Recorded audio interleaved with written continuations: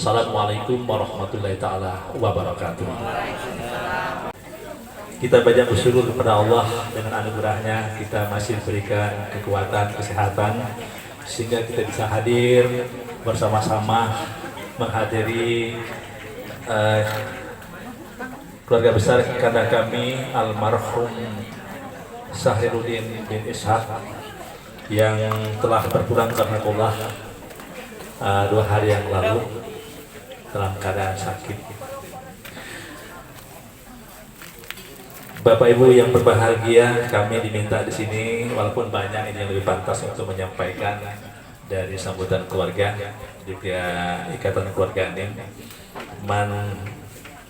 mungkin terkait dengan silaturahmi yang ketemu, diminta kami untuk menyampaikan mewakili sambutan. Karena kami almarhum Sahirudin bin Ishaq ini dikatakan tua belum juga ya, tapi sudah pensiun. Umur beliau sudah 64 tahun. Beliau menikah istri 1 orang dan 4 orang anak. 2 orang sudah menantu dan mendapatkan 3 orang cucu. Jadi beliau juga sudah merasakan juga menghargai kehidupan selama hidup ini. Dan beliau tadi informasinya di hari tua beliau ini, kita doakan semoga beliau ini dalam keadaan yang meninggal diridhoi Allah SWT, diterima segala amalnya, diampuni segala dosanya, dan akhirnya kita doakan semoga beliau masuk ke dalam surga. Inilah harapan kita bersama, doa kami semoga besar. Bapak Ibu yang berbahagia, pada kesempatan ini kami juga mengucapkan terima kasih atas kehadiran Bapak-bapak untuk 2 malam ini dalam keadaan masih ramai penuh. Kami hanya bisa mengucapkan terima kasih sekali lagi dan semoga Allah memberikan amal baik kepada kehadiran Bapak-bapak dan doa Bapak sekalian. Kami juga mohon didoakan supaya keluarga kami yang ditinggalkan di sini penuh dengan kesabaran atas menimpa menanti keluarga karena kami almarhum Sahirudin bin Ishaq ini. Dan juga atas nama penyelenggara Ikatan Morai ini, karena beliau ini adalah salah satu masuk kelompok ikatan keluarga. Tentu dalam penyelenggara ini mungkin ada hal-hal yang kurang pas ya. Pada malam hari ini dalam menempatkan bapak-bapak ibu-ibu pada tempatnya, kami mohon juga dimaafkan. Dan mudah-mudahan nanti kita sama-sama akan mendengarkan tausiah yang disampaikan oleh Ustaz Abu Fikri sekitar musibah. Dan perlu yang kami tekankan pada malam hari ini, keluarga, andai kata itu sudah disampaikan kemarin oleh keluarga juga berkali-kali diulangkan, ada sangkut pautnya, karena Allah itu tidak akan menerima amal kebaikan seorang kalau belum ada penyelesaian antara sama manusia, teman-teman atau keluarga. Pertama terkait dengan masalah mohon dimaafkan kalau beliau ini lama bergaul di RT 34 ini ada hal-hal yang kurang berkenan ya, tutur sapa, tingkah laku yang kurang, mohon dimaafkan pada almarhum ini. Dan ada kata juga beliau tanpa kesetahuan keluarga pada malam hari ini juga nanti setelah 3 malam berturut-turut, kalau beliau terkait dengan sifat meminjam barang-barang baik itu utang piutang, nanti segera hadir menghadap keluarga besar, keluarga kami, dan kita akan selesaikan secara kekeluargaan. Ini yang penting buat kami, beban kami kalau ada di antaranya bapak-bapak ada hubungan terkait dengan apa yang kami sampaikan tadi. Mohon kiranya dengan ikhlas untuk bisa hadir. Jangan sampai disimpan, disembunyikan karena tidak enak. Yang kecil kalau itu dianggap ringan, mohon dihapuskan. Tapi kalau yang besar itu menganggap berat, tolonglah disampaikan supaya plong beliau ini menghadap Hirobi ilahi Allah Subhanahu wa ta'ala. Inilah yang bisa kami sampaikan pada sambutan malam hari ini. Sekali lagi kami ucapkan terima kasih yang sebesarnya yang atas nama penyelenggara keluarga ini. Andai kata ada hal yang kurang kami mohon maaf yang sebesar-besarnya. Terima kasih. Kami akhiri dengan ucapan wallahu muwaffiq ila aqwamit thoriq. Assalamualaikum warahmatullahi taala wabarakatuh.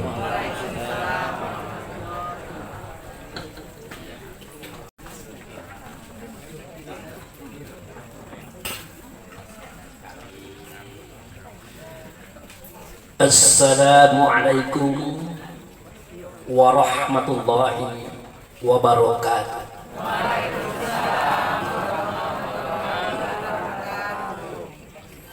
Alhamdulillah wa syukurillah lillahi ta'ala la rahmatillahi alaina aina fazal laili hadarna fazal bait insyaallah rahmatullahu alaina wa ala nabil karim Muhammad sallallahu alaihi wasallam hayya salimu alaihi Allahumma sholli ala sayyidina Muhammad wa ala ali sayyidina Muhammad. Amma ba'd. Yang saya hormati keluarga besar daripada keluarga kita yang hari ini tertimpa ataupun sedang didatangi oleh qada dan qadarnya Allah, yang mana telah berpulang kehadiratnya seorang hamba yang dicintai, dikasihi oleh Allah dan Rasulnya, dicintai dan dikasihi oleh sahabat dan kaum kerabat serta keluarganya, yaitu Bapak Haji Syahriluddin bin Ishaq. Kemudian yang saya hormati para pemuka masyarakat, kaum ulama Jati pada di luar negeri. Yang saya hormati Pak Imam Khatib Bilal Gharib Masjid Al Barokah. Tak lupa juga yang saya hormati bapak-bapak, ibu-ibu, saudara-saudara yang berhadir pada malam hari ini. Wabil khusus saudara saya, sahabat saya yang sudah lama tidak ketemu, 7 tahun yang lalu. Beliau ini pernah dahulu meminta saya untuk hadir menyampaikan acara takziah seperti hari ini, tapi tertunda. Nah, inilah beliau, yaitu Bapak Haji Zulkarnain Kakak Jodoh MSI. Beliau ini kalau kata Pak Ustadz yang kemarin Julisman Amir, gelar beliau ini banyak, kalau sebut panjangnya, tapi ya saya jadilah 2 buah. Beliau kok jubir gubernur dan pengawas Bank Bengkulu. Alhamdulillah masih sehat ya Pak. Kita dipertemukan hari ini. Jadi bukan kebetulan Pak. Inilah hebatnya Allah, itu punya konsep. Jadi dia ketemu dengan Pak Zulkarnain Kakak Jodoh itu kebetulan karena ada itu. Enggak. Allah tidak main kebetulan, pasti ada konsep. Nah, inilah sebuah aturan yang tidak bisa kita pungkiri. Sudah itu juga saya didampingi oleh saudara saya, dosen saya, guru saya, Bapak Profesor Haji Zulkarnain SMAG. Kebenaran beliau duduk di samping Bapak Zulkarnain Kakak Jodoh, jadi 2 Z. Mestinya ada 1 Z lagi nih, Bapak Profesor Dr. Zulkarnain Dali, tapi malah hari ini beliau belum bisa hadir. Kemudian Bapak Profesor yang di sebelah, kebenaran saya bukan nama beliau. Jadi kita ini sudah banyak guru-guru besar itu. Insya Allah dengan adanya beliau ini mudah kita mendapatkan pengetahuan dan ilmu karena dekat. Tinggal kita nanya baik, asal kita dapat tanya dijawab oleh beliau. Kemudian salawat dan salam kita persembahkan kepada Rasulullah. Allahumma sholli ala sayyidina Muhammad wa ala ali sayyidina Muhammad. Amma ba'd. Bapak-bapak, ibu-ibu yang saya hormati, seperti kita ketahui bahwa telah berpulang kehadiran Allah, yaitu Bapak Haji Syahriluddin bin Ishaq. Ternyata beliau ini bukan orang biasa, Pak. Bukan orang biasa itu. Kalau istilah saya itu, beliau ini ahli masjid. Suami istri tidak pernah alfa ke masjid.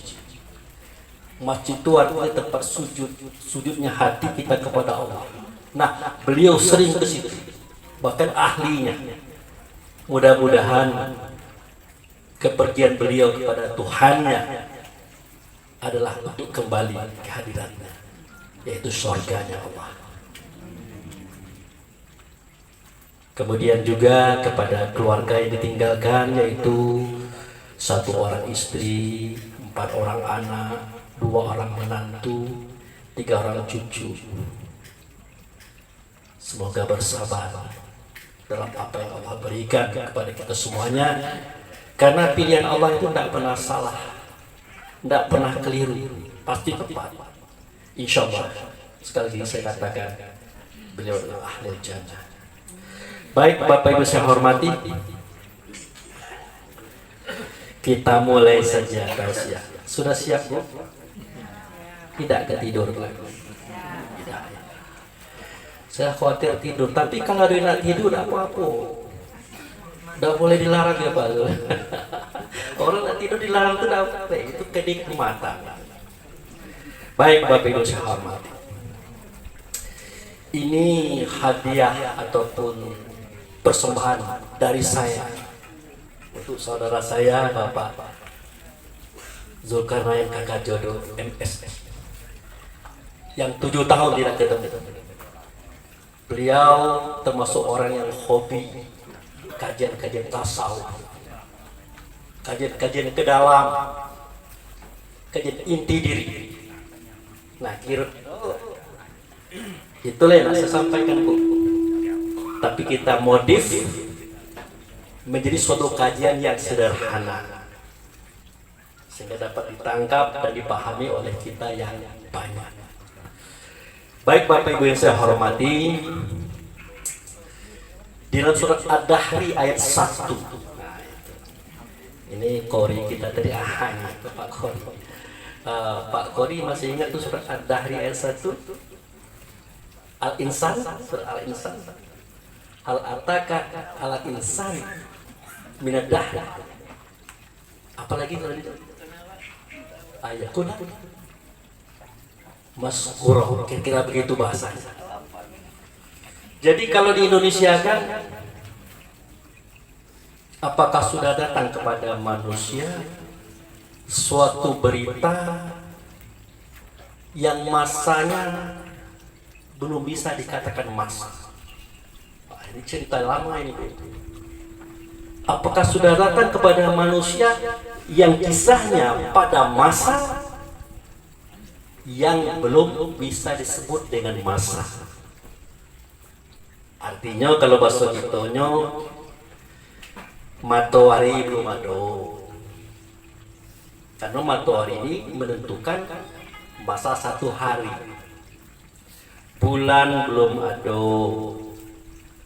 Karena bulan ini menentukan masa 1 bulan. Langit dan bumi beserta isinya belum ada. Karena itu untuk menentukan waktu pertapa. Jadi memang belum ada sama sekali. Yang ada cuman satu saja, yaitu Allah Subhanahu wa Ta'ala. Nah, inilah yang akan kita sampaikan untuk membedah kalimat yang berbunyi innalillahi wa inna ilaihi raji'un yang tadi dibaca oleh qori kita. Bapak-bapak, ibu yang saya hormati, saya teringat pesannya Rasulullah. Ungkapan beliau itu sebenarnya menusuk. Apa bunyinya? Ad-dinu wal aklu la dinu liman ma'aklah. Nabi ini kalau ngomong lembut Pak, tapi kalau direnungkan tajam. Agama itu adalah akal. Tidak ada agama bagi yang tidak punya akalnya. Lah iyalah Pak Ustaz, yang beragama itu tentu yang ada akalnya. Itu kata itu. Tapi setelah kita kupas kulit daripada hadis ini, maknanya sangat tajam. Apa maknanya? Agama itu adalah akal. Tidak ada agama bagi orang yang tidak menggunakan akalnya untuk agama. Nah itu dia. Jadi ini kerja berat. Inilah kerja ulama, kerja ustaz. Nah, tugas jamaah mendengarkan. Mudah-mudahan kita terlepas daripada pernyataan tadi. Begitu. Nah, kemudian ada apa dengan akal?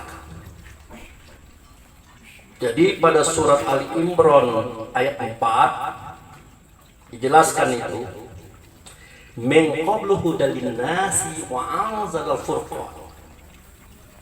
Sebelum saya menurunkan petunjuk bagi manusia berupa kitab Taurat kepada Musa, Zabur kepada Daud, Injil kepada Isa, Al-Quran kepada Rasulullah. Terlebih dahulu saya telah kirimkan kepada kamu itu Furqan. Apa itu Furqan? Sesuatu yang mampu membedakan yang baik dan yang buruk, yang halal dan yang haram, yang patut dan tidak patut. Itulah akal.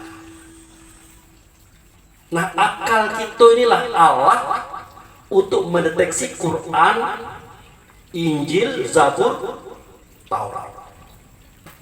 Dan akal kita inilah digunakan untuk mengkaji kitab Quran, kata per kata, berkali-kali. Termasuk ungkapan tadi yang dibacakan, innalillahi wa inna lillahi wa inna ilaihi raji'un. Jadi ini sering kita dengar, kami datang daripada Allah, akan kembali kepada Allah. Jadi sekali-kali kita tanya, Ibu, apa itu kami? Siapa kami? Nah itu kan, datang daripada Allah. Nah dari mana itu? Pak Ustadz, apa perlu nian kita mengkaji itu? Perlu. Kenapa kita perlu? Kita datang daripada Allah, harus tahu dari mana itu, supaya nanti kalau balik ini pas. Sama cak saya kan, saya datang dari Rawa Makmur. Tahu Bapak Rawa Makmur, arah ke situ. Lah kalau saya tidak tahu Rawa Makmur, bagaimana saya pulang malam ini? Mutar-mutar Pak, sampai pagi Bengkulu tidak selesai, saya mutar-mutar. Tapi setelah saya tahu, Rawa Makmur itu arahnya ke situ, Unip situ, gampang saya pulang. Nah, begitulah analogi permisalan. Kalau kita tidak tahu dari Allah tempat kita berasal itu, kalau kita tidak tahu, mutar-mutar. Kalau bahasa saudara kita dari tanah seberang, kentayangan, dapat cabat. Maka inilah yang disebut dengan kesesatan yang nyata. Jadi definisi sesat itu sederhana sekali. Orang keluar rumah pas di luar, nggak balik atau balik. Itulah yang disebut dengan sesat. Tapi kalau masalah kita berbeda paham, berbeda pendapat, bukan. Misalnya ada kawan kita mengatakan begini, Pak Ustaz, yo, bagi saya Allah itu jumlahnya 10. Kita tidak boleh marah. Kenapa? Itu pencapaian dia. Paling tidak kita tanyakan, yakin awak tuh? Yakin, mantap. Tapi jangan dibawa saja. Kenapa? Karena itu berbeda paham. Nah, yang modern itu tidak boleh kita katakan sesat. Kenapa? Mungkin pada saat itu dia sedang berjalan menuju pada kesempurnaannya.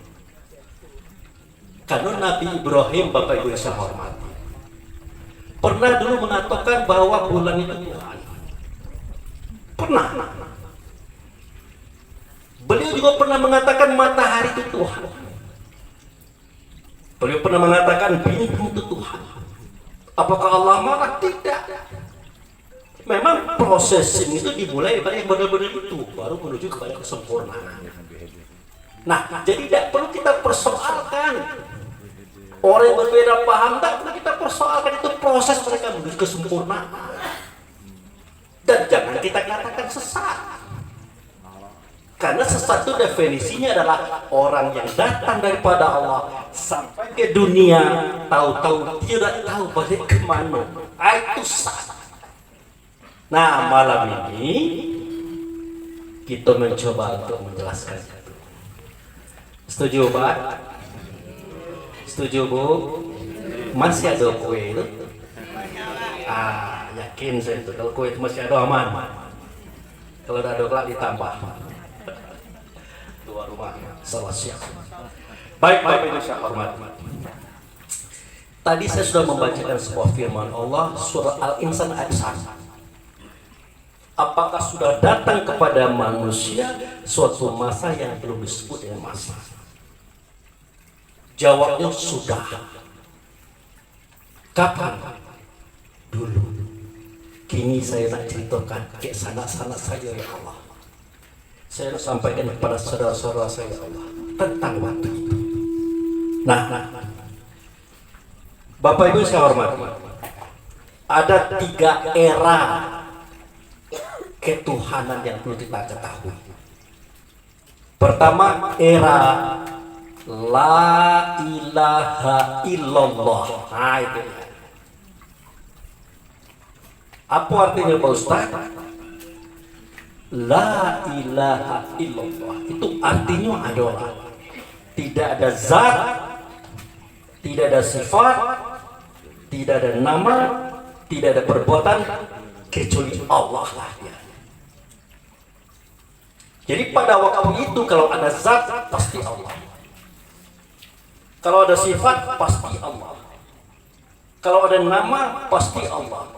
Kalau ada perbuatan pasti Allah. Itulah makna la ilaha illallah versi ilmu tasawuf. Nah, waktu itu hanya Allah dewe sendirian. Allah sendirian, belum ada yang lain. Makanya Allah berkata, kuntu khazan mufiya fa'tu khalaqa khalqun fabihi ta'arafun. Aku ini bendahara tersembunyi. Aku ingin dikenal. Maka aku ciptakan makhluk. Dengan dia makhluk itu mengenal aku. Siapa dia yang Allah maksud pada kalimat ini? Yaitu sifat Allah. Tadi la ilaha illallah, tidak ada zat, tidak ada sifat, tidak ada nama, tidak ada perbuatan kecuali Allah. Hari ini Allah munculkan sifatnya. Nah, itulah dia Muhammad Rasulullah, utusan Allah, wujud serta Allah yang hadir di depan kita. Maka berubahlah era tadi dari la ilaha illallah menjadi la ilaha illallah Muhammadur Rasulullah. Nah, aduh itu. Aduh. Timbul pertanyaan, kenapa Allah harus mengadakan Muhammad terlebih dahulu sebelum yang lain-lainnya? Nah, sebelum saya menjelaskan ini, perlu bapak-bapak ibu pahami bahwa Muhammad itu namanya banyak, bukan Muhammad baik. Mulai dari alif, amim, alif lamim, hamdu, alhamdu, alhamdulillah, alhamdulillahirabbil alamin, Ahmad baru Muhammad. Dan setiap nama itu punya dimensi, punya masa, punya zaman. Jadi jangan coba-coba kita berbicara tentang nama Muhammad seketika bernama Alhamdulillah, tapi mindset kita masih mengingat beliau adalah anak Abdullah, anak Aminah, pengimun kambing macam-macam. Dan nyambung ceritanya. harus kita paham. Nah, setelah kita paham itu, barulah kita bisa masuk pada kajian yang saya sudah mulai tadi. Maka berkatalah Allah kepada Rasul, berkatalah Rasul kepada sahabat, ditulis oleh sahabat sampai kepada kita hari ini. Apa bunyinya? Khalaqal asya li ajlika wa khalaqtaka li ajli. Aku jadikan segala sesuatu nih hai Muhammad daripada engkau. Aku jadikan engkau daripada aku. Siapa aku? Aku adalah zat. Siapa engkau? Engkau adalah sifat. Nah, Muhammad inilah asal atau awal penciptaan segala sesuatu. Bagaimana prosesnya? Prosesnya adalah dijadikan daripada Muhammad 4 asal. Pertama, bumi yang diberkati. Ingat, bumi yang berkati di sini bukan bumi gitu. Di luar sadar alam semesta. Yang kedua yang dijadikan daripada Muhammad adalah aras di bumi atau Baitullah Hakka. Yang ketiga yang ketiga yang dijadikan kepada Muhammad adalah surga neraka. Yang keempat mukmin. Nah, itu dia. Jadi 4 pasal yang Allah jadikan kepada Muhammad. Pertama, bumi yang diberkati, aras di bumi, surga neraka, mukmin. Nah, itu dia. Jadi bumi yang diberkati, aras di bumi, surga neraka, mukmin, semuanya adalah nur Muhammad. Muhammad adalah nurnya Allah. Jadi dek beradik kita itu, negeri yang diberkati, aras di bumi, surga neraka, mukmin, itu dek beradik kita, satu asal itu. Nah, nur ini yang bernama mukmin ini nanti akan dibawa oleh Allah melalui Muhammad ke dalam Baitullah atau aras tadi. Ke dalam Baitullah atau aras tadi. Nah, disitulah kejadian yang tertulis pada surat Al-A'raf ayat 172. Apa bunyinya? Pak Ustaz masih ingat Al-A'raf 172? Wa iz akaza rabbuka min bani adam min zuhurihim zuriyatahum wa asyhadahum ala anfusihim alastu bi rabbikum. Ingat, seketika aku kumpulkan semua ruh anak Adam, aku tanyakan kepada mereka satu persatu, alastu bi rabbikum, adakah tidak aku ini dengan Tuhan kamu? Adakah tidak aku ini dengan Tuhan kamu? Karena ruh tadi melihat, nur tadi melihat, mukmin tadi melihat, dan dia pun mendengarkan suara itu berhadapan langsung dengan aku yang dengan Tuhan tadi. Otomatis dia menjawab, bala syahidna, benar kami menyaksikan kalau engkau adalah dengan Tuhan kami. Siapa engkau yang dengan Tuhan? Siapa aku yang dengan Tuhan? Itulah Muhammad.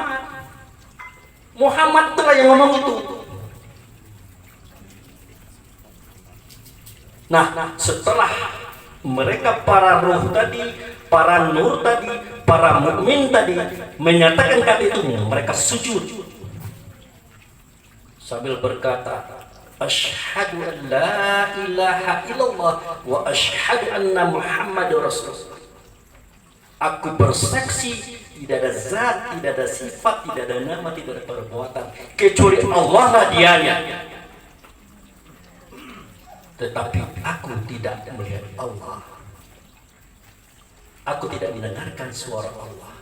Aku tidak menghadapi Allah. Yang aku lihat, yang aku dengar, yang aku hadapi adalah utusannya, sifatnya, utus sertanya. Itulah Muhammad.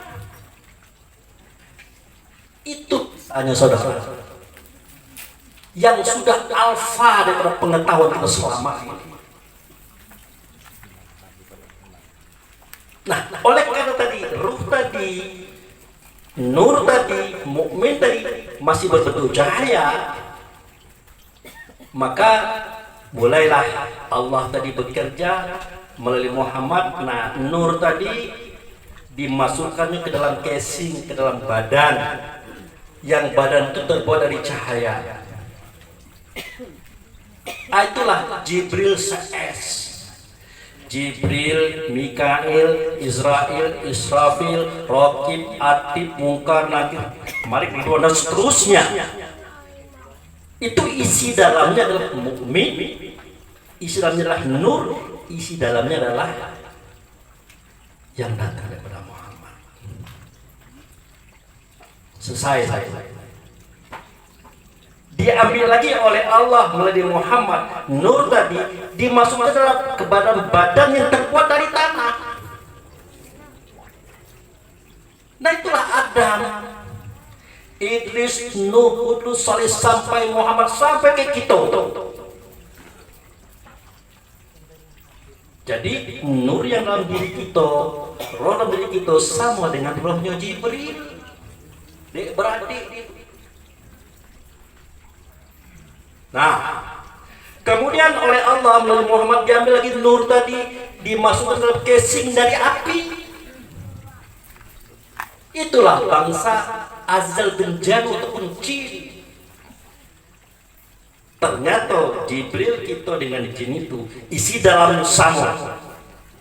Dek beradik namun yang mukmin berasal pada Muhammad, Muhammad berasal pada Allah. Itu cerita Allah. Itu level 1. Nah, ini ada level lagi tuh Pak. Level 2 nya apa? Nah, diambil lagi nur tadi oleh Muhammad, dimasukkan ke dalam angin, terciptalah reha atau roh reha.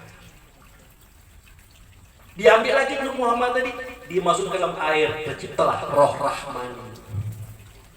Diambil lagi nur tadi, dimasukkan ke tanah, terciptalah roh jasmani. Diambil lagi nur tadi, dimasukkan dalam api, terciptalah roh idafi. Itu level 2. Kemudian disatukan oleh Allah melalui Muhammad, angin, air, tanah, api tadi serut, dijadikan langit, dijadikan bumi, dijadikan isi alam semesta. Ternyata langit, bumi, isi alam semesta, danau, laut, sungai, hutan, hewan, tumbuh-tumbuhan, apa baik di dalam dirinya sama dengan yang ada di kita, Pak. Itulah saudara. Jadi jangan main-main kita dengan hewan, tumbuh-tumbuhan, air, apa baik. Tak baca di dalamnya itu ada yang sama dengan kita. Tapi ini tidak bisa diuraikan panjang Pak, karena kita acara takziah nanti sampai subuh lagi. Nah, balik ke cerita inna lillahi wa inna ilaihi raji'un tadi. Kita datang daripada Allah itu tadi, dari dalam rumah tadi. Jadi asal kita itu dari Baitullah hakikat tadi di situ. Itu kan cerita Pak Bu Fikri baik. Lagu Kak Surah Ali Imran ayat 9697 di situ ceritakan lagi. Apa bunyinya?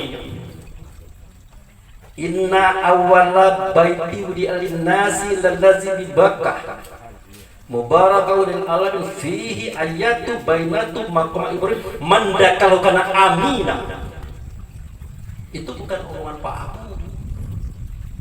Allah yang bersuara berkata melalui Muhammad oleh sahabat ditulis. Itu cerita. Apa terjemahnya Pak Ustaz? Terjemahnya adalah sesungguhnya. Artinya tidak main-main tuh. Sesungguhnya rumah yang pertama kali aku yang membuatnya, kata Allah. Itulah rumah yang ada di negeri Bakkah. Bakkah di sini bukan Mekah, Pak. Lagi bumi belum ada waktu itu. Nah, diberkatilah rumah itu dan petunjuk bagi alam semesta. Di dalamnya ada ayat-ayat, diantaranya makom Ibrahim. Manda kalau kanak amin, siapa yang masuk ke rumah itu aman dia. Aman dari azab neraka, aman dari gangguan iblis setan, aman daripada gangguan diri kita sendiri. Mana ceritanya tuh Pak Ustaz? Nah, ceritanya cerita. Rumah yang pertama kali aku membuatnya itulah Baitullah yang saya katakan tadi, aras di bumi tadi. Diberkati, Pak. Diberkati. Nah, petunjuk bagi alam semesta. Isi alam semesta ini, kalau kita petunjuk ke rumah itu, termasuk alam semesta diri kita, roh tadi, kalau kita tuju ke rumah itu. Kenapa harus ke rumah itu? Di dalamnya ada orang membawa petunjuk, ada orang membawa agama. Siapa dia? Balik lagi, Muhammad. Jadi jangan pernah kita pikir Muhammad ini terakhir, bontot misalnya. Walaupun kisahnya ada, itu syariat. Hakikatnya beliau terdahulu dijadikan terzohirkan. Nah, jadi alam semesta kalau Anda tunjuk ke rumah itu. Kenapa? Beliaulah yang membawa petunjuk, beliaulah yang membawa agama.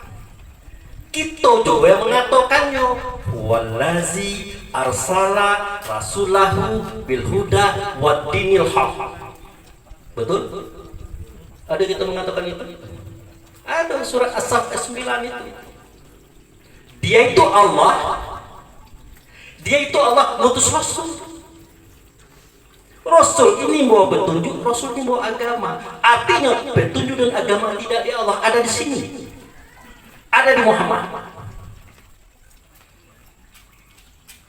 Itu makanya kenapa isi alam semesta minta pergi ke dalam rumah itu, karena di situ ada Muhammad. Dan itu pula alasannya kenapa Muhammad menjadi guru besar, guru para rasul, para wali, para ulama.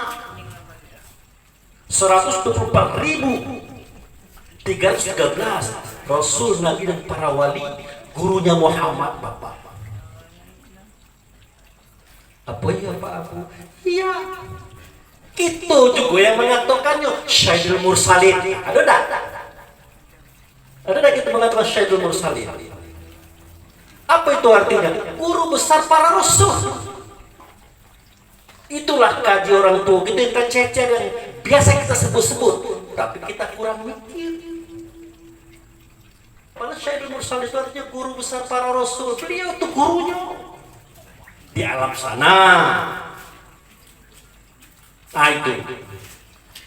Kemudian dikatakan lagi pada ayat itu, fihi ayat. Di dalam rumah itu ada ayat. Apa itu ayat? Jangannya sekali-sekali kita katakan ayat kitab Quran yang dibaca tadi, bukan. Jadi apa itu ayat Pak Ustaz? Nah, kita masuk ke surat Al-Baqarah ayat 1 dan 2. Kita ambil ayat 2 baik. Waktu Nabi berkata, Zalikal kitabu la raiba fihi hudal lil muttaqin. Apa terjemahannya, Bu? Sedemikian itu kita tidak ada keraguan padanya, petunjuk bagi orang yang bertakwa. Coba Coba kita tanyakan, kitab yang dimaksudkan di dalam ayat ini kitab apa? Kalau tidak baca-baca, kita katakan kitab buku tadi. Pasti kita katakan itu. Maaf Bapak Ibu, demonstrasi sedikit. Maaf Pak Ustaz. Kalau tidak bisa-bisa, kita akan mengatakan kitab itu. Kalau tidak bisa-bisa ya, tapi kalau kita bisa tidak sih. Apa bunyinya? Bukan kitab ini Pak. Bukan kitab ini Bu. Nah, oleh karena itu sahabat bertanya, ya Rasulullah, mahwal kitab. Karena bukan kitab ini, ditanya oleh sahabat, mahwal kitab. Oleh Nabi dijawabnya, jawab sederhananya, Alkitabul Quran. Nah, kitab itu Quran. Dan baca-baca pasti kita ngomong ini lagi. Pasti. Jadi kata sahabat jangan. Guru besar yang tidak baca, tidak baca tulis, tidak pernah bawa buku ini ngomong kitab, ngomong baca. Kata Ali bin Abi Thalib, woi, tidak usah banyak kali kelambu, tanyakan langsung baik. Apa kitab itu, apa Quran itu? Akhirnya dijawab oleh beliau. Yang jawaban itu ada pada surat Al-Ankabut ayat 49. Bapak buka. Al-Ankabut ayat 49. Bukan. Apa kata Nabi? Bal huwa ayatun bainatun fi sudur. Alladzina utul ilmi wa man yajhad bi ayatin zalim. Kitab itu Quran. Quran itu ayat dalam dada kamu. Dalam dada kamu itu ada ayat. Dia menyuarakan suara Allah, menyuarakan suara Rasul. Tidak ada yang mendustakan ini kecuali orang zalim. Ternyata ayat itu adalah ruh Bapak. Ruh kita, diri kita itu ayat. Itu Pak Abu bikin baik. Lah kita kejar sejarah. Di zaman Nabi Muhammad, setiap turun wahyu itu ditulis ya pelepah kurma, batu-batu, kayu-kayu, tulang-tulang, kulit-kulit hewan. Akan begitu sejarah. Belum ada juz, belum ada nama surah, belum ada ayat. Masih centang penang. Masih centang penang. 2 tahun setelah Rasul wafat, Nabi wafat, maka waktu itu jabatan khalifah dipegang oleh Abu Bakar As-Siddiq. Waktu itu terjadi perang Yamamah, perperangan Abu Bakar As-Siddiq dengan orang-orang murtad, nabi-nabi palsu. Nah, dalam perang itu gugurlah 70 orang hafiz wahyu. 70 orang. Menjadikan Ali bin Abi Thalib khawatir. Apa kata Ali? Ngecek ke Umar? Mar. Ya, kenapa? Perang kemarin 70 orang hafiz wahyu gugur. Aku khawatir. Yang kau khawatirkan apa, Wali? Kata Umar. Yang aku khawatirkan itu yang catatan wahyu, yang tulang-tulang kayu-kayu itu, siapa penyusunnya, Pak? Jadi maksud kau apa? Maksud saya, malah kita buat jusnya, namu surenya, ayatnya. Woi, Pak Zulkarnain melotot Umar. Kau jangan macam-macam nih. Kau jangan cuba-cuba ngajak aku ngerjakan kerja yang tidak buat oleh Rasulullah. Nah itu dia. Kenapa? Intermezzo. Iklan ya soy. Jadi kata Umar, jangan cubo-cubo Yoli, kau ngajak saya buat kerja yang tidak pernah dibuat oleh Rasul. Artinya Rasul tidak pernah nyusun juz, tidak pernah buat nama surah, tidak pernah buat ayat. Itu sahabat yang buat nyoba. Sahabat. Di sini saya titipkan sedikit pesan kepada kita yang berpegang pada hadis tentang fadilah membaca surat-surat. Ingat, ini bukan salah, tapi mengingatkan saja. Contoh, barang siapa yang membaca surat Yasin malam Jumat, barang siapa yang membaca surat Al-Waqi'ah, apalagi Al-Muluk, ini pahalanya sekian. Kata siapa? Kata Rasul. Itu perlu dipertanyakan. Apakah benar seperti itu? Ya, tinggal Bapak Ibu saja menilai. Nama surat belum ada, ya, juz belum ada, ayat belum ada. Berarti ada yang buatnya, tapi tidak aku. Amalkan saja ada pahalanya. Setidak-tidaknya kita paham hadis ini siapa yang buat. Itu maksud saya. Lanjut. Jadi kata Ali Mar, kita kan baru kemarin ketemu Rasul, ya, 2 tahun yang lalu. Kelak kalau kita mati, generasi berikutnya kan berkembang tuh, masalah hukum kan banyak. Lalu kemana mereka mencari dalil? Kalau tidak dibuat juz nama surat ayat tadi, mikir Umar tadi, juga.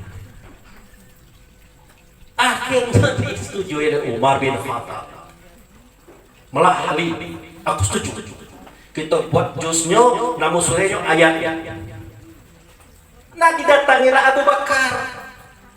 Marah beliau tuh. Apakah kamu berdua ini, wahai Umar dan Ali, nak ngajak saya buat pekerjaan yang tidak dibuat oleh Rasulullah? Diceritakan lagi. Ya juga. Sampai kepada Zaid bin Sabit, sekretaris Nabi, menjawab seperti itu. Nah, kenapa Pak Abu mengeluarkan kalimat ini? Supaya kita jangan gampang mengartikan bid'ah. Segala sesuatu yang tidak pernah dibuat oleh Nabi, kita buat bid'ah. Jangan gampang berkata-kata. Karena bid'ah itu definisinya adalah al-bid'ah itu dolalah, adalah finnar. Itu definisinya. Yang bid'ah itu yang sesek-sesek. Yang sesek-sesek itu masuk neraka. Jadi sesuatu yang tidak pernah dibuat oleh Nabi, kalau membawa kita sesat, itulah yang bid'ah. Tapi kalau tidak membawa kepada sesat, jangan dikatakan bid'ah. Bahkan ini bid'ah yang baik tidak boleh. Karena bid'ah itu sesat artinya. Neraka tuh kayak. Maka kadang-kadang saya tuh gimana ya? Pak Abu, ya kenapa? Pak Abu kan, maaf Pak ya, Pak Abu kan orang Muhammadiyah. Yuk, kenapa? Baca Yasinan, kenapa tahlilan, kenapa banyak kenapa? Saya bilang ya kenapa? Itu kan tidak pernah dibuat oleh Nabi. Tahlil juga begitu macam-macam. Saya bilang bukan begitu. Kalau nama surat Yasin itu sudah ada, pasti Nabi mengatakan ini surat Yasin. Dan Nabi sering membaca itu, saya katakan. Sahabat sering membaca itu, ini jantung Quran, itu dikatakan Nabi seperti itu. Oh, tahlilan itu gimana itu? Saya tanya kepada beliau, Anda tahu apa itu tahlil? Ya tahlil, bukunya ada apa? Tidak seperti itu. Tahlil itu kalimah, ucapan la ilaha illallah. Siapa yang melarang ngomong ini? Oh bukan itu Pak Abu, yang ada bukunya tuh nak. Kau nyimpan dah? Tidak ada, maaf nyimpan itu Pak Abu. Nah, ada tahu? Bukunya tidak nyimpan tapi protes-protes. Ternyata setelah dilihat Al-Fatihah, Qul huwallah, Qul a'udzu birabbil falaq, qul a'udzu birabbin nas, alif lam mim, ayat kursi, ada salawat, ada zikir, ada doa. Yang mana yang diajarkan Nabi? Tolong tunjukin ke saya. Tengok ini. Iya juga udah.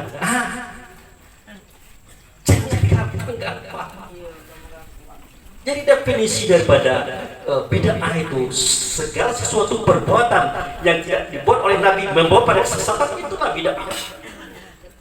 Tapi segala sesuatu perbuatan yang baik yang tidak pernah dibuat oleh Nabi itu tidak bisa dikatakan bid'ah. Bahkan bid'ah yang baik pun tidak bisa. Termasuklah menyusun kitab Quran. Nah, balik ke cerita kita tadi. Jadi ayat yang ada dalam rumah itu bukan tulisan. Roh kita, itulah ayatnya. Nah, dari sinilah turun satu roh masuk dalam tubuh Adam, turun satu roh masuk dalam tubuh Hawa, turun satu roh masuk dalam tubuh Qabil, Ilma, Labuda, Habil, sampai 21 anak Adam. Sampai ke hari kita hari ini, sampai ke cucung kita hari ini. Dari situ galur roh. Dari Baitullah hakikat. Itu harus kita tahu. Nah, dari situ dibawa ke dunia, ya, dimasukkan kandungan maknya, dimasukkan tubuh, dipari di hati. Lahir ke dunia, mengeak, nangis. Tidak tergelak bu ya? Tidak ada orang yang tergelak lahir kan? Kenapa dia nangis? Harus tahu. Ada sebabnya pak. Makanya agama tidak baca main-main. Harus tahu apa sebabnya. Nah, jadi seketika roh kita dibawa ke dunia, masuk ke kandungan mak kita, dimasuk ke tubuh kita, tepatnya di ubun-ubun sampai ke hati, lahir, nangis. Kenapa? Dia lupa segala-galanya, lupa 9 hal. Siapa Allah, siapa Tuhan, siapa Rasul, siapa Nabi, siapa diri, siapa yang sudah diri, dari mana sudah kemana. Dia lupa segala-galanya, gampang. Nangis kencang-kencang sampai kaki naik, tangan naik. Iya bu? Ada yang terjelak? Tidak. Kata Nabi, azankan sebelah kanan, komatkan sebelah kiri. Pas diazankan, dikomatkan, tenang anak tadi. Kenapa dia tenang? Ternyata di sini ada juga azan yo. Ternyata di sini ada juga iqamat yo. Kenapa? Azan dan iqamat bermula dari Baitullah. Cerita Bilal itu sudah syariat, sudah di akhir cerita itu. Rupanya Allah dan Rasul memanggil para itu dengan azan, dengan iqamah, menyuruh mereka tuh berdiri. Makanya ruh bayi, pernah lihat bayi seperti itu? Setelah diajarkan pasti mau, ada juga ya. Nah, pas lahir ke dunia menangis. Makanya kata Rasulullah, kelak kalau anak kamu mulai besar, umur 7 tahun, ajarkan dia sholat. Ya, geraknya 7 ke 8 geraknya, 8 ke 9 bacaannya, 9 10 terjemahannya. Ajarkan ya. Tapi karena sholat ini rutinitas orang Islam dianggap remeh, dianggap gampang. Sholat itu artinya menghubungkan diri kita kepada Tuhan. Sholat itu artinya melatih kita balik kepada Tuhan. Itulah sholat. Pernahkah kita sadari siapakah yang azan itu? Oh, yang azan itu Bilal kami Pak Ustaz. Tanya lagi, siapakah yang azan itu? Itu muazin kami yang Pak Ustaz. Kata Allah, tidak cari itu. Kata Nabi, tidak cari itu. Jadi cak mana? Buka surat Al-Anfal ayat 20. Nah, Jadi kalau ceramah itu harus ada dalilnya Pak ya. Apa bunyinya? Ya ayyuhallazina amanu, itu ruh panggilannya. Atiullah wa atiur rasul wala tulu anhu wa antum tasma'un. Taati Allah, taati Rasul. Jangan kamu berpaling dari suara Allah dan Rasul sedangkan kamu mendengarnya. Cak mana udah dengar rumah di sebelah masjid, tua kencangnya. Tapi apa yang kita lakukan? Sombong Pak. Itu disombong. Allah dan Rasul memanggil kita. Apa yang kita lakukan? Yang main HP juga. Yo. Yang tidur juga. Yang bekerja juga. Apalagi yang mengota juga. Cuek. Padahal yang memanggil itu adalah Allah dan Rasul untuk kita, untuk roh kita, supaya kita ini belajar balik biar selamat. Itu tujuan panggilan tadi. Kita lupa redaksi azan yang pertama, Allahu Akbar. Apa lagi? Allahu Akbar, benar. Allah Maha Besar, benar. Benar kan? Sekali-kali tanya ke Allah itu. Boleh? Ya Allah, ya kenapa? Allahu Akbar itu pengertiannya Allah Maha Besar. Yo, kini kalian nanya, apa itu kebesaran? Mana kebesaran? Di mana sekarang? Kata Allah, nggak niat kamu jawab. Yo, dijawab oleh Allah. Summa sawahu wa nafakhu fihi miruhi wa ja'ala mustam'a wal absar wal afidah qalilan ma tashkurun. Kebesaranku itu adalah seketika kutiupkan di dalam tubuhmu. Sebab tubuhmu berusia 14-10 hari. Apa yang terjadi? Yang tadi tubuhmu itu sudah punya telinga belum baca dengar. Setelah masuknya kebesaranku itu nyoba baca dengar. Yang tadi tubuhmu sudah punya mata belum baca nengok. Setelah masuknya kebesaranku itu nyoba baca nengok. Yang tadi kebesaran tubuhmu itu sudah punya hati belum bisa merasa. Dengan ku masuknya kebesaranku dia baca merasa. Kalau boleh ditambahkan, yang tadi otakmu sudah ada, belum bisa berpikir, dengan masuknya kebesaranku, maka dia bisa berpikir. Apa kesimpulannya? Dengan pendengaran, penglihatan, perasaan, pemikiran, kita bekerja. Dengan bekerja, dapat pipi, ya Bu? Dengan pipi, jadi orang kaya, ya Pak? Dengan kayu jadi orang berpangkat, betul Bu? Dengan pangkat jadi orang besar, atau orang besar. Kalau naik mobil dibukakan pintu, nah duduk disilakan duduk. Itu orang besar. Contohnya presiden, menteri, gubernur, bupati, wali kota, camat, lurah, RT, maksud betul. Jadi orang besar. Tapi kalau tidak ditiupkan kebesaran Allah atau ruh tadi, jadi apa gitu? Ibu tahu ayam sekilo berapa sekarang? Ayam mati di pasar 40.000, betul?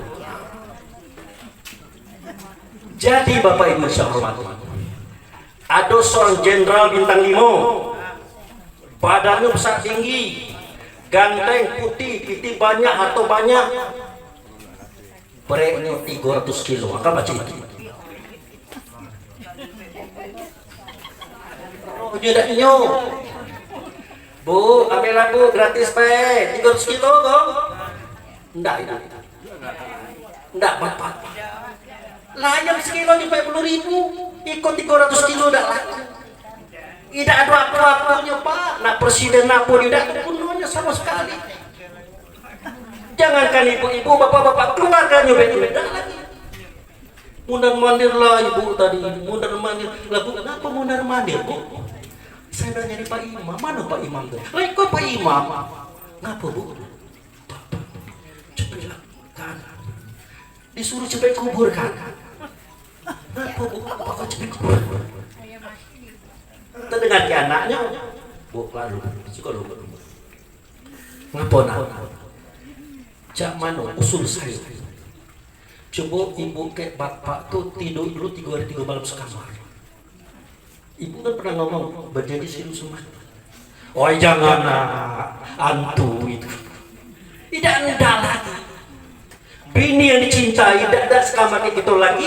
Termasuk kita juga tidak ada sekamar kayak bini gitu lagi. Kalau dia sudah tidak punya ruh, terbuang Pak, bangkai. Nah ini membuktikan bahwa ruh itu kebesaran Allah. Ya kan? Oh. Waktu gadis dulu ndak kayak bapak kan apa? Kan ganteng. Duit nomor 2. Ganti dulu. Pak, ndak kayak ibu waktu itu kan apa? Cantik. Padahal nak cantik cak manonian, nak cantik cak manonian, kalau rohnya ndak ada, ndak ibu. Ndak bapak. Ternyata roh inilah kebesaran Allah yang kita damba-dambakan, yang kita cintai kasih sayangnya terhadap suami dan istri kita. Itu membuktikan. Dapat cek kita ngomong Allah Akbar, tapi kita tidak bisa bisa. Makanya agama kita tidak laku. Dapat cek dibuktikan kecil itu. Tapi kalau dibuka, ini agama, ini agama. Makanya sekali-sekali Pak Zulkarnain sampaikan biar agama gitu hilang. Nah itu makanya kalau azan berkumandang, ingat itu Allah dan Rasul memanggil ruh kita. Untuk apa? Belajar balik. Yakin tidak mati besok-besok? Besok yakin kita pasti mati. Cara balik cak mano. Nah itu diajarkan oleh Allah dan Rasul. Bermula daripada sholat tadi. Kami sholat Pak, kami sembahyang, taat ke masjid terus, betul. Tapi pernahkah kita pertanyakan, sholat dan sembahyang itu tidak sambung? Saya khawatir lah, kita ini baru sembahyang, belum sholat. Ya Bu, berwudu, tukar baju, gamis, topi, harum-haruman, ke masjid. Tegak, rukuk, dalam sujud duduk, baca akbar, Allah Akbar sampai salam. Kita kira lah sholat. Awak baru sembahyang. Kenapa saya katakan seperti itu? Kita tidak usah nuduh orang. Rasakan sendiri. Seketika kita mengucapkan Allahu Akbar, pertanyaannya kemana kita waktu itu? Ngurus arisan, ke pasar cari makanan untuk arisan kelak, sate, lotek, pelontok. Dalam sholat membahas bapak-bapak itu juga Allahu Akbar.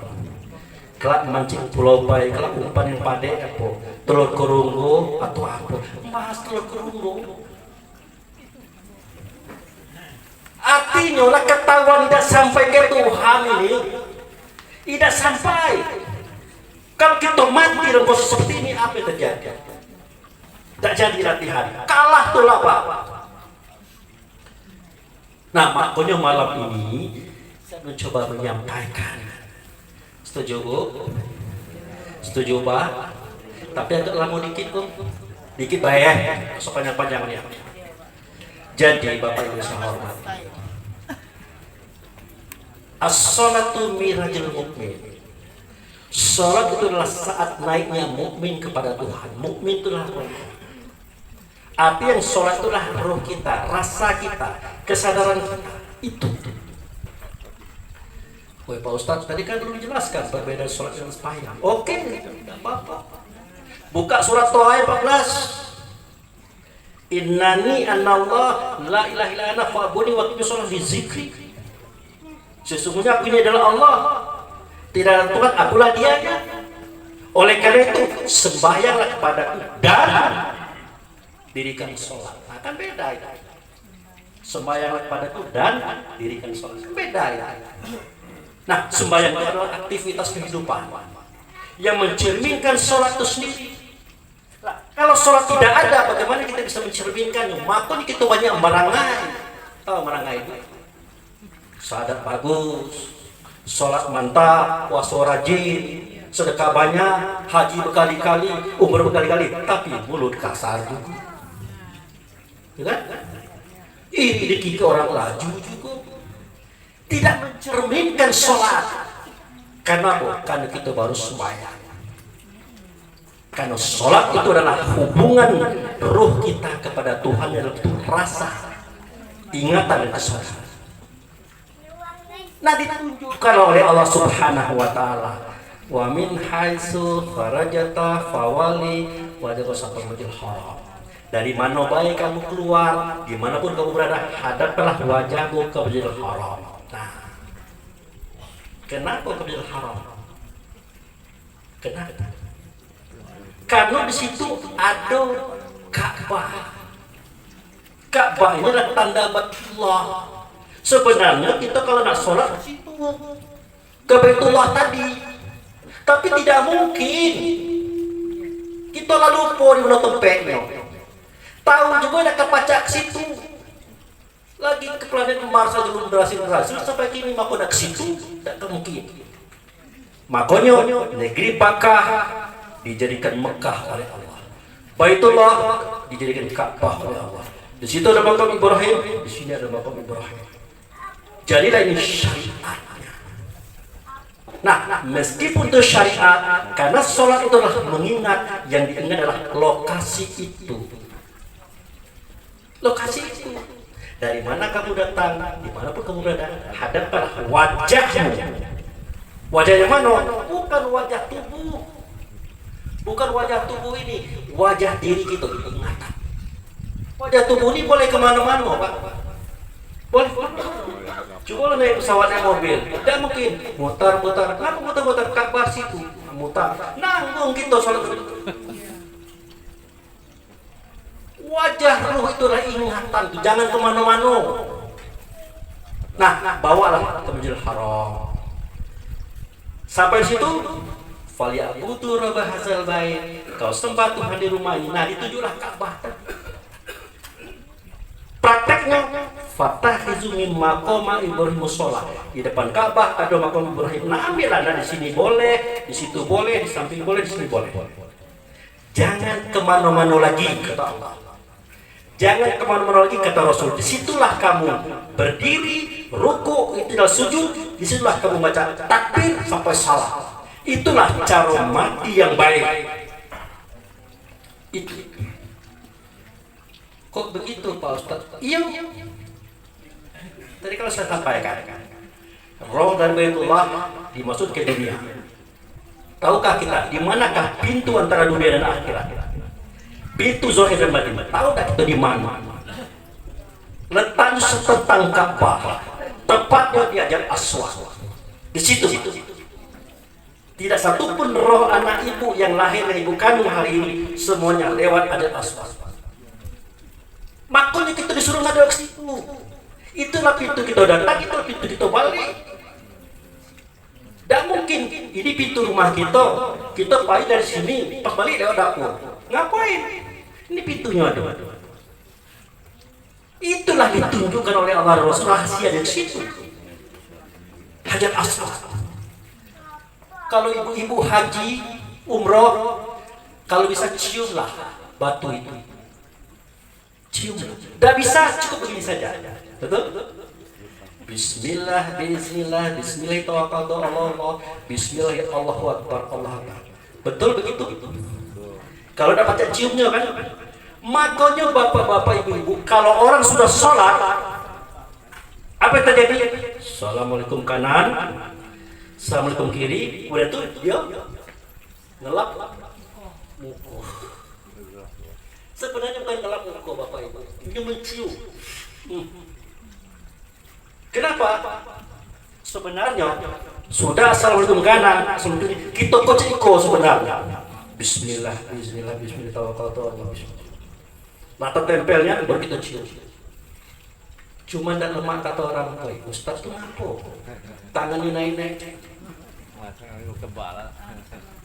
Itulah sebabnya kenapa kita mengelak muka itu. Itu sebenarnya ceritanya. Secara syariat tubuh kita di masjid, di rumah, di kantor, tapi hakikatnya kita di depan Ka'bah tadi. Inilah kita beristilah.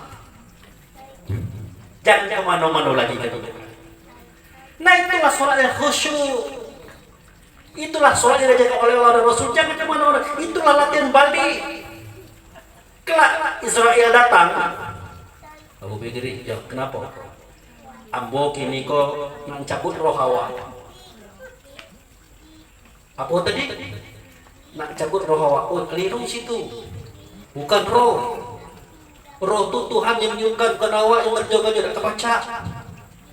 Jadi macam mana? Kamu tuh mencabut jiwa saya, bukan roh saya. Timbul pertanyaan, mana jiwa, mana roh? Nah, apa lagi kaji kita nih? Ya kan? Ibu pernah dengar 4 bulan 10 hari baru roh ditiup, betul? Tapi sebelum roh ditiup, tubuh itu sudah hidup, betul? Sudah hidup. Dari mana tubuh itu tercipta? Dari air sulbi, dari air mani. Itu kata Pak Abu Baik. Buka surah At-Tariq. Falyanzuril insanu mimma khuliqa min ma'in dafiq yakhruju min bain sulbi wa taraqi. Hendaklah manusia memikirkan. Hendaklah manusia memikirkan. Nyotu saya buat dari air mani. Ternyata air itu dipelajari oleh ahli kedokteran. Di dalamnya terdapat makhluk 3 juta ekor lebih, namanya spermatozoa. Palanya cak telur ayam, badannya panjang, ekornya campur. Itulah cikal bakal tubuh kita, hidup itu. Waktu berkembang dalam rahim perempuan. Pada roh belum ditiup. Itulah rahasia tidur kita malam. Kalau kita tidur malam, nafas masih ada, golek kanan, golek kiri, tapi kesadaran tidak ada. Kenapa?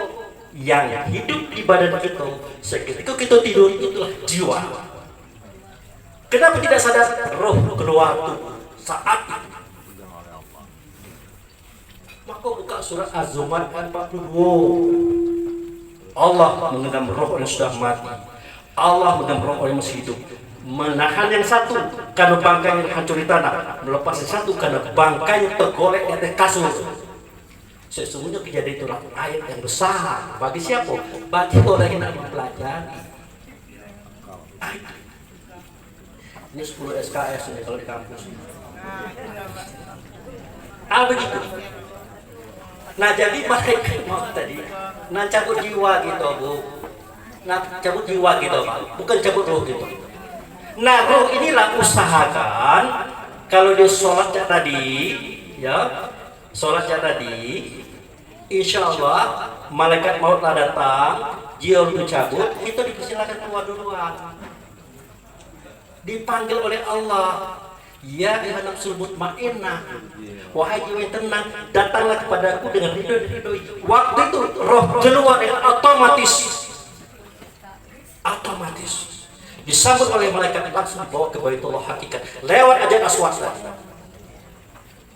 Nah sudah tuh terserah malaikat mau mencabut gitu, bare-bare terserah, tidak terasa sakit lagi, tidak akan. Karena yang merasa itu sudah tidak ada di tubuh. Itu yang dimaksud dengan khotbah Jumat. Yang bunyinya, ya ayyuhallazina amanu ittaqullaha haqqa tuqatih wa la tamutunna illa wa antum muslimun. Hai jiwa yang tenang, wahai orang beriman, bertakwalah kamu dan tahu sebenarnya. Jangan kamu mati, jangan malaikat datang kepada kamu, sedangkan kamu belum sampai di negeri selamat. Jangan itu. Sarung. Nah, itulah kira-kira yang Bapak Ibu saya hormati, karena waktu telah panjang. Intinya adalah sholat seperti yang diajarkan tadi. Ambillah sebagai maqam Ibrahim depan Ka'bah tadi, jangan kemana-mana.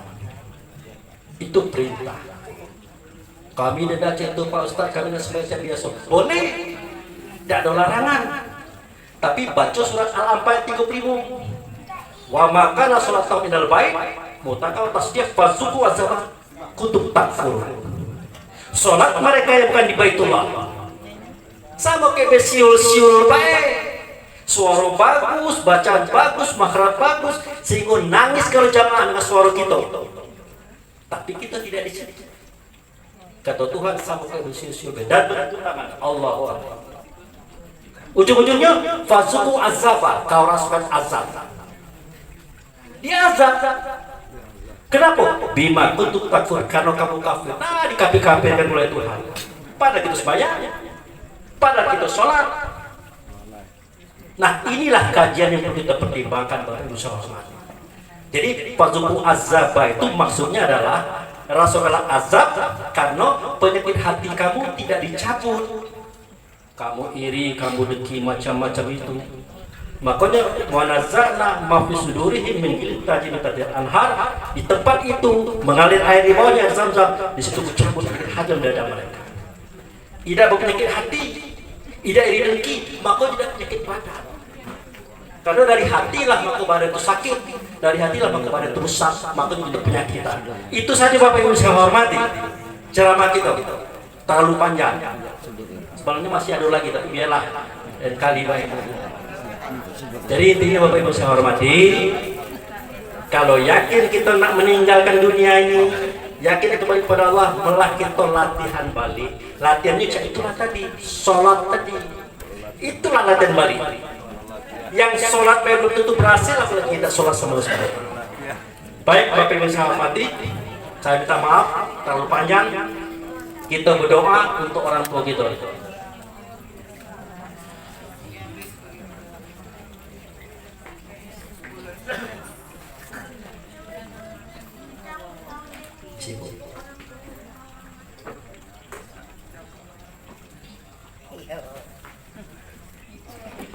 Atau Pak Zulkarnain Jaka Dodo, jangan tegak Ustaz duduk, karena kiai-kiai kita duduk kalau berdoa.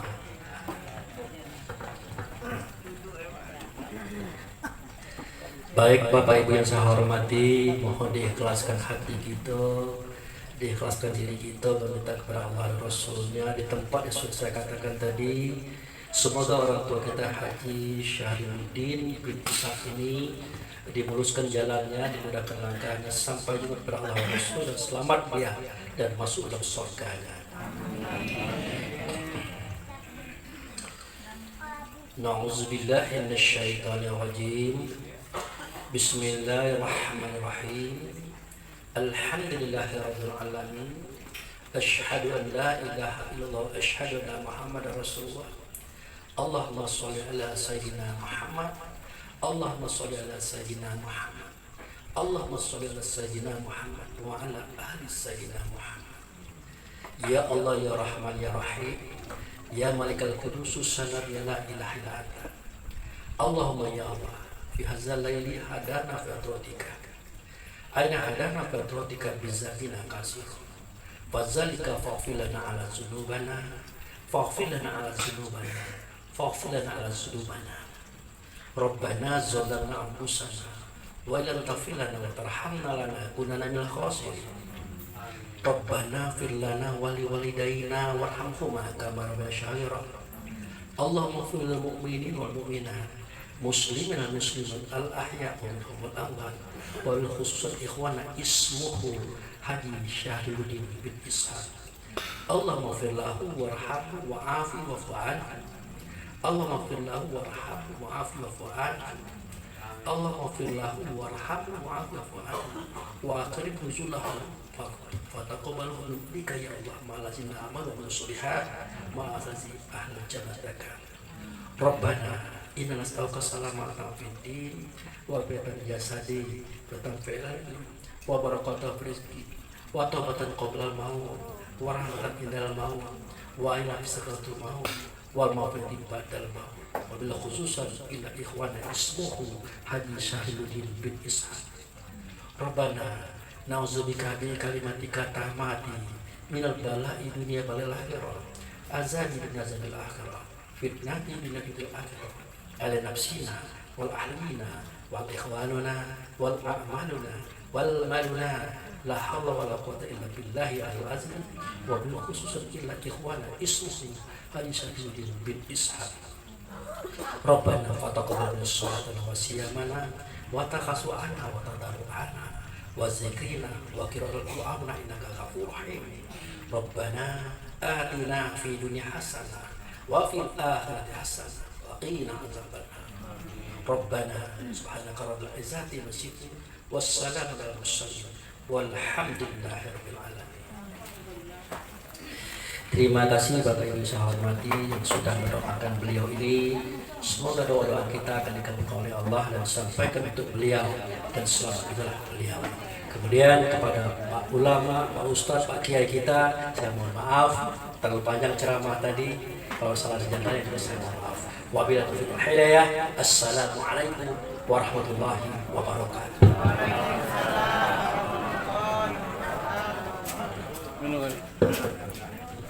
Ya,